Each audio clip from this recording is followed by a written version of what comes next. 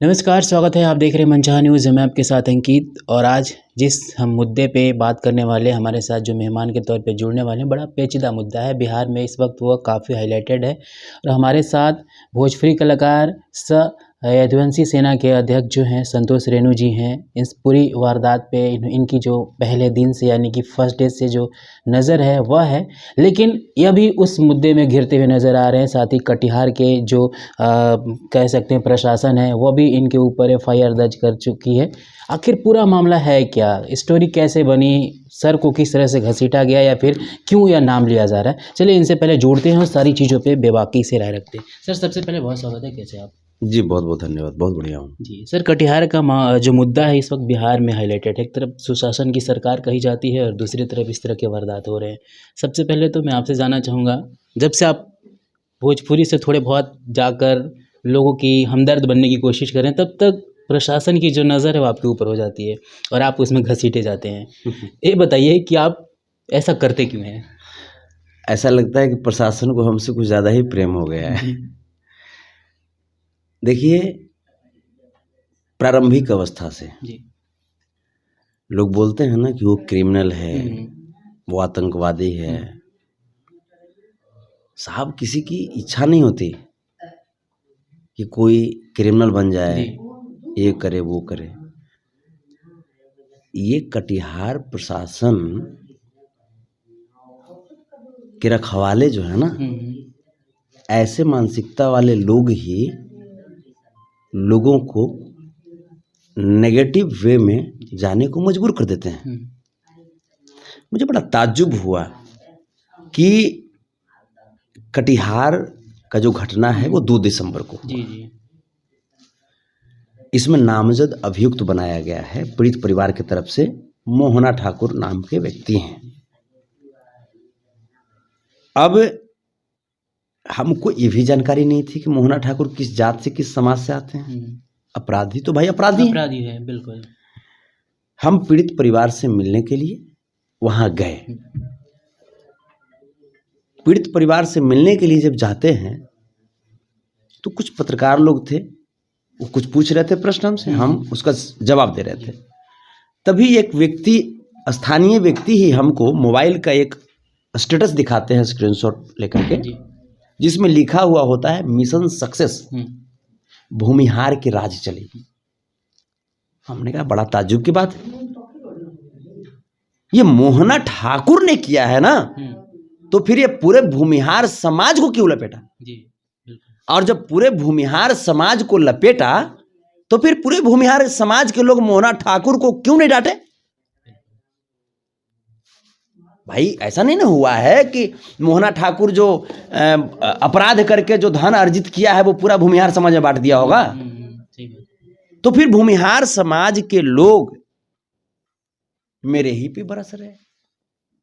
साहब, आपको सोचना चाहिए कि उस स्टेटस में लिखा हुआ रहता है कि मिशन सक्सेस, भूमिहार के राज चली, तो भूमिहार के राज चली, अब मरने वाला आहिर है, तो भाई उसी शब्द को न गलियाएगा जी। बिल्कुल। अगर कोई अभियुक्त यादव हो और उसका कोई फैन या उसका कोई परिवार स्टेटस में लगाए कि मिशन सक्सेस और अहिरान के राज चली, तो गाली तो हैरान को पड़ेगा। बिल्कुल। अब इसमें अगर प्रॉब्लम है आपको, तो फिर अपने समाज के इन दरिंदों को आप क्यों नहीं कंट्रोल करते हैं? अब इसके बाद एक मैटर ये हो गया, पीड़ित परिवार की तरफ से नामजद अभियुक्त बनाया गया उसे जी। वहां जब गए, पीड़ित परिवार से मिले, बच्चियों से मिले, महिलाओं से मिले, उनका कहना है कि 10 वर्षों से उसका आतंक है। जिस बच्ची को इच्छा होता है उसका वो शोषण करता है, जिस घर में इच्छा होता है उसके घर में घुस जाता है वो। मोहना ठाकुर की मां मुखिया है, जा करके देखिए पीड़ित परिवार को। एक भी पीड़ित परिवार के घर में प्रधानमंत्री आवास योजना का लाभ मिला है क्या? सिर्फ उसी घर में या फिर पूरे पंचायत की बात कर लें? हमने जहां गया, जी, क्योंकि हम पूरा पंचायत तो भ्रमण नहीं किए, लेकिन जितना भ्रमण किया हमको लगा कि ये फंड का घोटाला है। सारी सुविधाएं से अभी भी वंचित हैं लोग, अभी भी वंचित हैं लोग।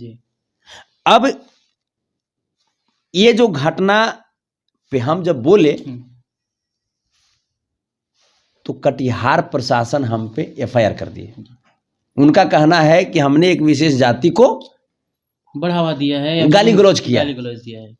तो हम पूछना चाहते हैं एसपी महोदय से कि एसपी महोदय, आप एक विशेष जाति का पक्षपातपूर्ण रवैया क्यों अपना रहे हैं? दूसरी तरफ एसपी महोदय ने स्टेटमेंट दिया सर कि ये गैंगवार का मामला है, दोनों पक्षों में गोलीबारी हुई जिसमें 5 लोग मारे गए। ये 7 बोल भी नहीं रहे हैं, जबकि सच्चाई है कि 7 लोग मारे गए।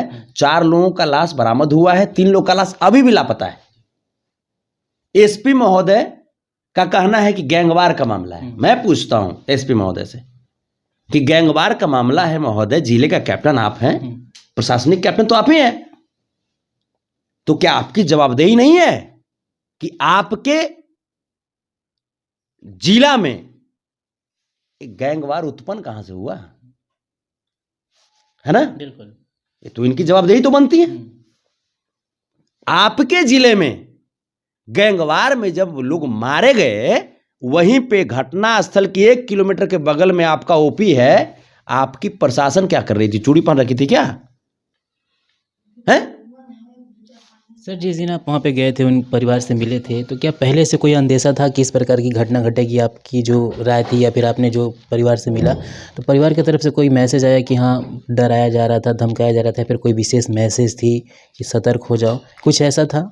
ये जैसे परिवार के लोग बोले, हमने जो बात किया, पूरे गांव समाज सब लोग बोले कि पिछले 10 वर्षों से ये चीजें थी। और वो बोलता था कि ठाकुर मतलब भगवान होता है और इस एरिया के हम भगवान हैं। यहाँ तक कि वो किसी पार्टिकुलर एरिया को कब्जा लिया था, वो उसको अपना हिस्सा मानता था और बोलता था कि इस एरिया में जिसका भैंस चलेगा उसको भी 1000 रुपया टैक्स देना पड़ेगा। मतलब इस टाइप का। और दुर्भाग्य ये सारा कुछ गेम सर एसपी महोदय के मिलीभगत से हुई है। सारा कुछ गेम हुआ है एसपी महोदय के मिलीभगत से। और एसपी महोदय उस कुख्यात अपराधी को बचाने के लिए संतोष रेणु यादव पर केस करते हैं। तो मैं तो पूछता हूं कि बाहर कटिहार के एसपी महोदय, क्या गजब है आपकी खेल। गोली मारने वालों को फ्रीडम और गाली देने वालों को जेल है। वाह, इस पर ताली बनता है इस एसपी महोदय पे। बिल्कुल, अगर ऐसे ऐसे एसपी अगर हर जिले में हो जाए हिंदुस्तान के, तब अंग्रेज को आने में टाइम लगेगा क्या? पूरा हिंदुस्तान अंग्रेज में हो जाएगा, अंग्रेजी बोलने लगेगा हैं। तो एसपी महोदय, जो आप हमको टॉर्चर किए, कोशिश किया आपने कि संतोष रेणु पे एफआईआर करके एक शोषित वर्ग के व्यक्ति, जो शोषित वर्ग के गरीब वर्ग की आवाज को मजबूती से उठाता है, उसकी आवाज को दबा देंगे। तो महोदय मैं भी आपसे कहता हूं, इतनी छोटी सोच मत रखिए। संतोष रेणु यादव कोई एक व्यक्ति का अब नाम नहीं है, ठीक है? संतोष रेणु यादव आप ढूंढेंगे ना तो आपके भी घर में मिल जाएंगे, क्योंकि शोषितों की आवाज को जो बुलंद करता है उसका नाम संतोष रेणु यादव है। शोषितों को जो इंसाफ दिलाने की बात करता है उसका नाम संतोष रेणु यादव है। आप हमको फांसी पे लटका ना दीजिए एसपी महोदय। मोहना ठाकुर को कब गिरफ्तार कर रहे हैं? समाज के लिए फांसियों पर लटका दीजिएगा ना तो हम वो कबूल है, कोई दिक्कत नहीं है। लेकिन मोहना ठाकुर को कब गिरफ्तार कर रहे हैं आप ये हमको बता दीजिए। सर इस मामले में तेज प्रताप या तेजस्वी जी से बात हुई ताकि जो कार्रवाई हो जल्द से जल्द हो, साथ ही पीड़ित परिवार को सहायता भी मिले, इसमें आपकी तरफ से कोई बात वहाँ रखी गई है? सरकार इस मामले को गंभीरता से देख रही है। हमने इसकी जानकारी यदुवंशी सेना के आदरणीय संरक्षक श्री तेज प्रताप यादव जी तक पहुंचा दिया था। परसों ही तरसों ही पहुंचा दिया है। सरकार इस मामले को गंभीरता से देख रही है। लेकिन यहां पे तो बात यह है ना कि सरकार अगर त्वरित एक्शन ले लेती है, जैसा कि एनएमसीएच वाले मैटर में सरकार ने एक्शन लिया था, तेजस्वी प्रसाद यादव जी ने विनोद कुमार सिंह जी को सस्पेंड किया, आईए में हल्ला करने लगा। पहले तो बोलता है लोग कि हॉस्पिटल में व्यवस्था चाहिए, हॉस्पिटल में व्यवस्था देने के लिए लापरवाह डॉक्टर को जब, सुपरिटेंडेंट को जब सस्पेंड किया गया तो आईए में हल्ला करने लगती है। कि जातिगत ये व्यवहार है। तो भाई अगर ऐसे हल्ला करेंगे तो हर कोई किसी न किसी जाति, किसी न किसी धर्म से जुड़ा हुआ है। तो सरकार को स्वतंत्रता पूर्वक काम करने दीजिएगा तब ना। रही बात, सबसे बड़ी विडंबना है सर कि सरकार को अब तक एक कार्य करना चाहिए था। ये मेरी छोटी सी सलाह है कि अब तक पदाधिकारियों की जो ट्रांसफर पोस्टिंग की जो बात है ना, वो हो जानी चाहिए थी। अच्छे जो पदाधिकारी हैं उनको पुरस्कृत किया जाना चाहिए था, और जो लापरवाह पदाधिकारी हैं उनको सबक कुछ मिलना चाहिए था।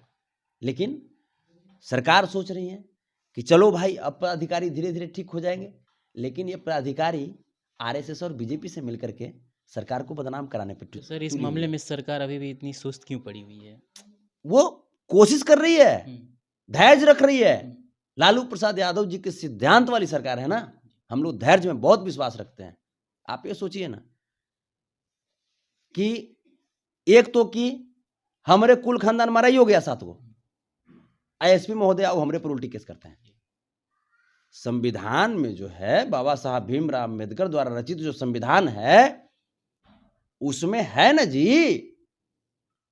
ये तो लिखित, ये बातें लिखित है कि अगर आपके ऊपर कोई गोली चलाता है, आपको लगता है कि आपकी जान को खतरा है, तो आत्मरक्षा में उठाए गए कदम संगीन अपराध नहीं होता है। और अगर संगीन अपराध होता है तो मैं एसपी साहब से मैं पूछना चाहता हूं, कटिहार प्रशासन से पूछना चाहता हूं कि फिर लाइसेंसी राइफल क्यों देते हैं? वो भी तो हथियार है। बोलिए एसपी साहब, बोलिए, संविधान के आप ज्ञाता है ना, फिर लाइसेंसी राइफल क्यों देते हैं? वो राइफल से फूल फेंकता है का कि गोलियां निकलता है? किसी न किसी की तो हत्या ही होगी ना। इसलिए दिया जाता है ताकि आप आत्मरक्षा अपने आप को कर पाए। आत्मरक्षा में लाइसेंस आप राइफल का दे रहे हैं, यह बहुत अच्छा बात है। और हम जब हमारे समाज के लोगों को काटा गया, ओबीसी, एससी, एसटी, अल्पसंख्यक समाज के लोगों को शोषण किया जाता है, शोषण किया जा रहा था 10 वर्षों से, और उस पर जब कोई स्टेटस लगाता है कि मिशन सक्सेस, अब फलाना जाति के राज चली, उसमें हमने अपमानजनक शब्द बोल दिया, तो आपको इतना चिरचिरी बढ़ गया एसपी साहब? तो जब इतना चिरचिरी बढ़ रहा था तो आप उस जो लिखा है उसको काहे नहीं आपने आईटी एक्ट के तहत गिरफ्तार किया अब तक? इस मामले में आपकी अगली कार्रवाई क्या है? हम न्यायालय पे भरोसा रखने वाले लोग हैं, संविधान पे भरोसा है मुझे, और हम इसमें देखते हैं, वकील से अपने बात करते हैं, और जो कुछ हो सकता है बहुत जल्दी ये लोग एसपी महोदय जो हैं बहुत जल्दी हमको गिरफ्तार कर लेंगे, और हो सकता है मेरा एनकाउंटर करा दें, क्योंकि इनको पता है कि संतोष रेणुआ है, मर जाएगा, लेकिन गरीब अशोषित वर्ग की आवाज को उठाना बंद नहीं करेगा। तो एसपी साहब ओरिजिनल लालूवादी हैं। जब लालू यादव जब जेल में चले गए, है ना, पूरी जवानी जेल में न बिता दिए, लेकिन सामंतवादियों का, मनुवादियों का, फिरका परस्तियों का एक चाल चलने दिए, एक प्रलोभन को वो अपनाए नहीं ना। तो हम भी लालूवादी हैं, आपको जो करना है एसपी साहब कीजिए, हम भी आपको बता देते हैं, फांसी पर लटका दीजिए, कबूल है, लेकिन हमारी आवाज को बंद नहीं कर सकते। अगर हमारी आवाज को बंद करना है तो हमारे शोषित समाज का शोषण करना बंद कर दीजिए, हम भी चुप हो जाएंगे। धन्यवाद सर हमारे साथ जुड़ने के लिए। तो हमारे साथ संतोष रेणु जी थे, जो भोजपुरी अभिनेता और साथ साथ युवा सेना के अध्यक्ष भी हैं, यदुवंशी सेना के। इनकी सिद्धांत है भैया कृष्ण के रास्ते पे चलते हैं और जो भी अधर्म होता है उसका डटकर सामना करते हैं। फिलहाल कटिहार में जिस तरह से जो मामले लगातार पेचीदा बना हुआ है, इनको भी घसीटा गया है, और जब इनका गुस्सा है वह सराखों पे अभी आपने देखा, जो बड़े ही बेबाकी से इन्होंने अपनी राय रखी और कटिहार प्रशासन को भी यह कहा कि आप न्याय करने के लिए सामने आइए, न ही किसी का पक्ष रखने के लिए। हमारे साथ बने रहिए, एक बार फिर से सर से जुड़ेंगे, जो भी वहाँ की लेटेस्ट जानकारियाँ रहेंगी या फिर वहाँ की जो अपडेट है, किस तरह से वहाँ की प्रशासन की कार्रवाई है, सारी चीज़ें लाकर एक बार फिर आपको दिखाएंगे।